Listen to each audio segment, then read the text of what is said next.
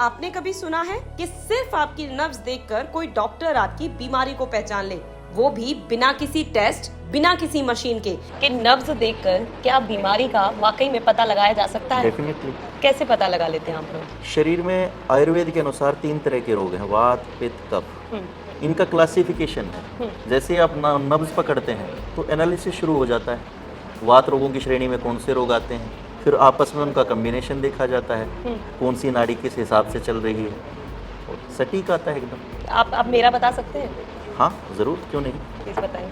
मिलिए डॉक्टर जयवीर से, एक ऐसे नाड़ी विशेषज्ञ जिन्होंने बिना दवाइयों के हजारों लोगों का इलाज किया है। ये सिर्फ इलाज नहीं करते बल्कि शरीर की प्रकृति को समझकर उसकी जड़ से बीमारी को खत्म कर देते हैं। और आज हम उनसे जानेंगे कि आखिर क्यों बढ़ रही हैं आजकल लाइफस्टाइल बीमारियां और इनका असली इलाज क्या है। मान गए हम ये बात कि नाड़ी देखकर ही पता लगाया जा सकता है आसानी से। इससे पहले यदि अभी तक आपने अपने YouTube चैनल यूनिक फार्मिंग को सब्सक्राइब नहीं किया है तो अभी सब्सक्राइब करें, साथ ही बेल आइकन भी दबाएं ताकि आगे आने वाली वीडियोस की नोटिफिकेशन आपको मिलती रहे। नमस्कार सर। जी नमस्कार।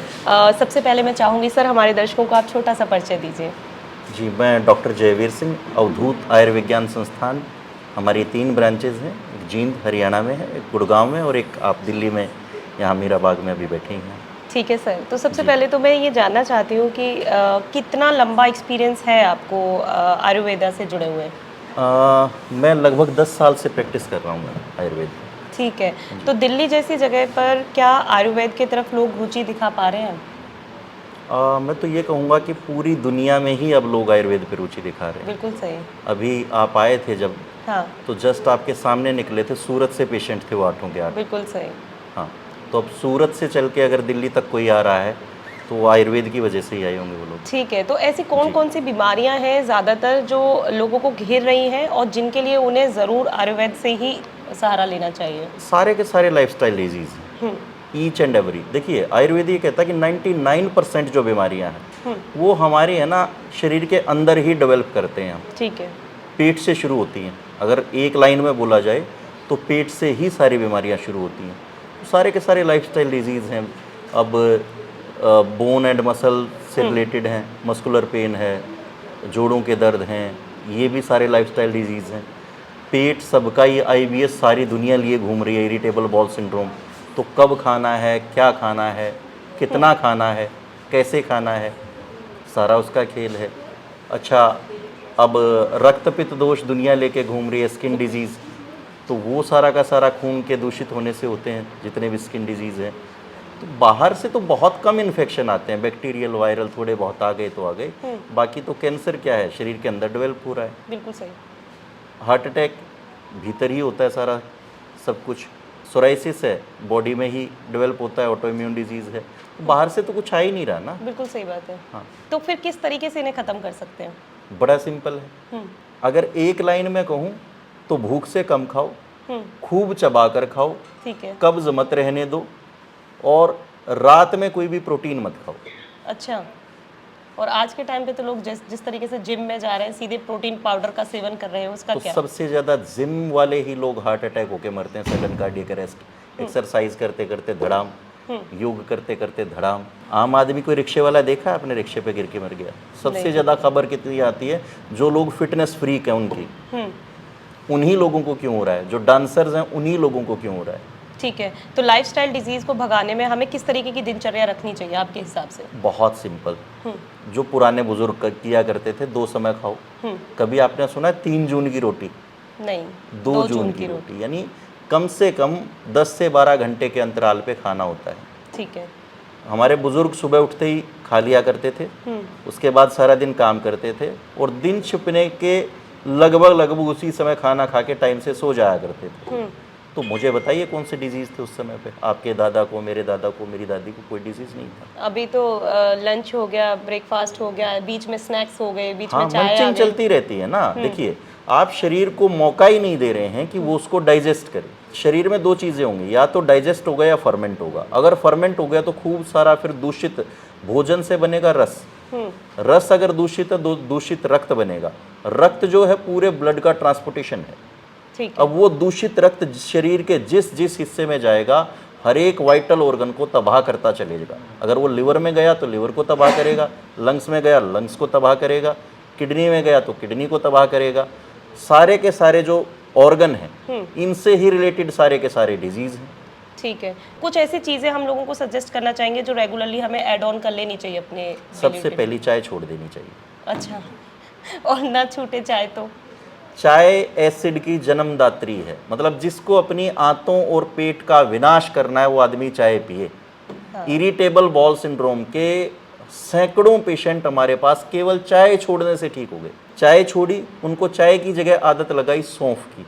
हाँ। जो एक अच्छी चीज़ है, पेट के लिए अच्छी है। दुनिया ज़माने से सौंफ इस्तेमाल होती आ रही है, ठीक है जी। आप सौंफ को लेते हो तो उसमें दोनों तरह का फाइबर होता है और बैक्टीरिया डेवलप होता है जो गट को रिपेयर करता है। डायरेक्ट सौंफ लेनी है या पानी में मिक्स करके भिगो के, किस तरीके से? चबा भी सकते हैं। मैं तो ये बोलता हूँ कि सौंफ को तब तक मुंह में रखो जब तक लार के साथ वो गल ना जाए। अच्छा, जितना सारा लार अपने पेट में जाएगा उतना ज़्यादा सारा पेट की हीलिंग होगी। ठीक है, तो ठीक है, एक हमने चाय हटा दी, और क्या चीज़? उसके बाद खाने के साथ कोई भी लिक्विड ना लें। लिक्विड कोई भी आदमी क्यों लेता है? क्योंकि वो चबाना नहीं चाहता। हमारा मुंह प्रकृति ने, परमात्मा ने सूखा क्यों नहीं बनाया? स्लाइवरी ग्लैंड्स क्यों बनाई? ताकि हम जितना ज़्यादा च्यू करें तो उसमें लार मिक्स हो जाए। मुंह में ही फिर एंजाइम्स हैं, प्रीबायोटिक प्रोबायोटिक्स हैं और दांत जो तोड़ते हैं खाने को। भोजन का 40% जो डाइजेशन है वो मुंह में होता है। अब आदमी चबाना चाहता नहीं, किसी भी चीज़ के साथ सिप करके उसको निगल लेता है, तो 10% डाइजेशन हुआ। जो 30% डाइजेशन मुंह में होना था उसका लोड आया पेट के ऊपर। तो पेट ज़्यादा एसिड बनाएगा, ज़्यादा एसिड बनाएगा तो हाइपर एसिड होगा, हाइपर एसिडोसिस होगा तो फिर सारी बीमारियां जन्म लेंगी, जिसमें नॉन एल्कोहलिक फैटी लिवर भी है, जिसमें पेप्टिक अल्सर भी है, अल्सरेटिव कोलाइटिस भी है। ये सारे के सारे उसी के लक्षण। ठीक है, आपने जैसे बोला कि 2 जून का ही खाना खाना है, मतलब 2 वक्त खाना है, लेकिन बीच में जो लोगों को लत लग गई है स्नैक्स की या ब्रेकफास्ट की, तो वो किस तरीके से छुड़ा सकते हैं? देखिए, खूब चबा के सबसे पहले तो मन को गुलाम बनाना है, मन का गुलाम नहीं बनना। जो आदमी मन का गुलाम बन गया, गया काम से। सही बात। ठीक है, तो मन को गुलाम बनाएं, मन का गुलाम नहीं बनना है। सुबह योग करें, प्राणायाम करें, खुद को समय दें, ध्यान करें। मन मजबूत करेंगे, ऐसी कोई चीज़ नहीं जो छूट नहीं सकती। दूसरा, अगर शरीर को सही पोषण लेने की आदत हो गई तो इसके नज़दीक भी नहीं जाएगा। जैसे ही आप 2 समय खाएंगे, संतुलित भोजन करेंगे, गरिष्ठ भोजन नहीं करेंगे, खूब चबा के खाएंगे, तो शरीर में खूब सारे चेंज आएंगे। पूरा दिन शरीर एनर्जेटिक रहेगा, ब्रेन फॉग हटेगा, ठीक है, मेमोरी सुधरेगी, नींद अच्छी आएगी, बॉडी से इन्फ्लामेशन चली जाएगी, आदमी में फील गुड फैक्टर आएगा, गुड बैक्टीरिया बॉडी में ग्रो होगा, तो विटामिन B12 और सेरोटोनिन हार्मोन बनेगा, हैप्पीनेस हार्मोन। आदमी पूरा दिन खुश खुश रहेगा। तो अब वो क्यों कबाड़े को मुंह लगाएगा फिर? चलिए, ये बहुत अच्छी बात बता दी। एक डायबिटीज़ की समस्या सर बहुत आम समस्या बन गई है, हर कोई डायबिटीज़ से पीड़ित है, इवन इंसुलिन के ऊपर डिपेंड हो गए, तो उसका निवारण किस तरीके से किया जा बहुत सकता है? सिंपल है, एक्सरसाइज सबसे पहले। देखिए, पेनक्रियाज जो है हमारा लीवर के साथ जुड़ा हुआ है, अग्नाशय उसको बोलते हैं। पहले लीवर बैठता है, उसके बाद पेनक्रियाज। इन दोनों का जब तालमेल बिगड़ता है ना, तब जाके डायबिटीज़ आती है। ठीक है, ठीक है, तो मेन चीज़ क्या है? जिन लोगों को डायबिटीज़ हो भी गई है, दवाइयों पे जाने की बजाय सबसे पहले तो फिर वही बात आएगी, अपनी भोजन शैली सुधारें। खाने में 50% सलाद शामिल करें, उसको खूब चबा चबा कर खाएं। फ्रूट्स और सलाद के साथ आदमी गलती क्या करता है कि उसको चबाता नहीं। बहुत सारे लोग मिलेंगे आपको कि मैं खीरा खाते ही एसिडिटी होती है। अब खीरा खाते ही एसिडिटी क्यों होती है? उसमें खूब सारे फाइबर हैं और उनको तोड़ने के लिए खूब चबाना पड़ेगा, नहीं तो सारा का सारा लोड फिर पेट के ऊपर जाएगा। पेट उसको तोड़ने के लिए उसके पास ना तो दांत है ना तो एंजाइम है। ठीक है, वो तो फिर एसिड ही बनाएगा, एसिड बनेगा तो एसिडिटी बढ़ती है। सो खैर, डायबिटीज़ पे लौटता हूँ।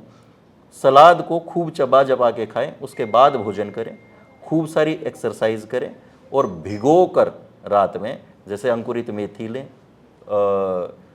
चिरायता ले सकते हैं, या फिर जामुन की गुठली का पाउडर ले सकते हैं।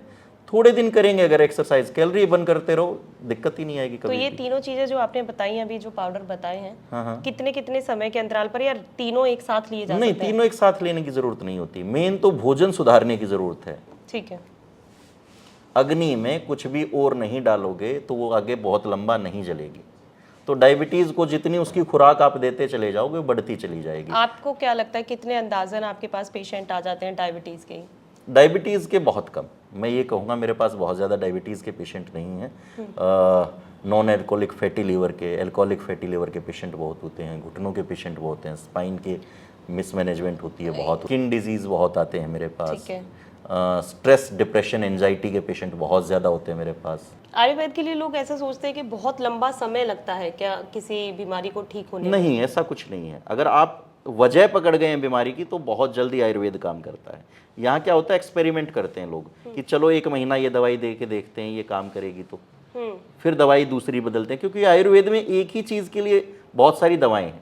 अब लिवर के लिए ही आयुर्वेद के पास भूमि आंवला है, लिवर के लिए ही आयुर्वेद के पास कुटकी है, लिवर के लिए आयुर्वेद के पास पुनर्नवा है। वो बदल बदल के देखते हैं कौन सी काम करेगी, जबकि ये देखना चाहिए कि इसके शरीर की प्रवृत्ति क्या है, प्रवृत्ति अगर फिर शरीर में अगर रोग आया है तो उसका कारण क्या है।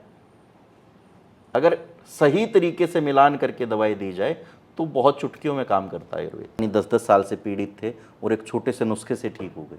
एक्चुअली झगड़ा दवाओं का नहीं है कि आपने दवाएं कितनी स्ट्रॉन्ग दी, झगड़ा ये है कि रूट कॉज क्या है। बहुत सारी चीज़ें थी और सबका मुझे ऐसा लगता है, जितना मुझे समझ में आया, कंक्लूजन यही आया कि आपको सबसे ज़्यादा अपने पेट का, अपने आहार का ध्यान रखने की ज़रूरत है।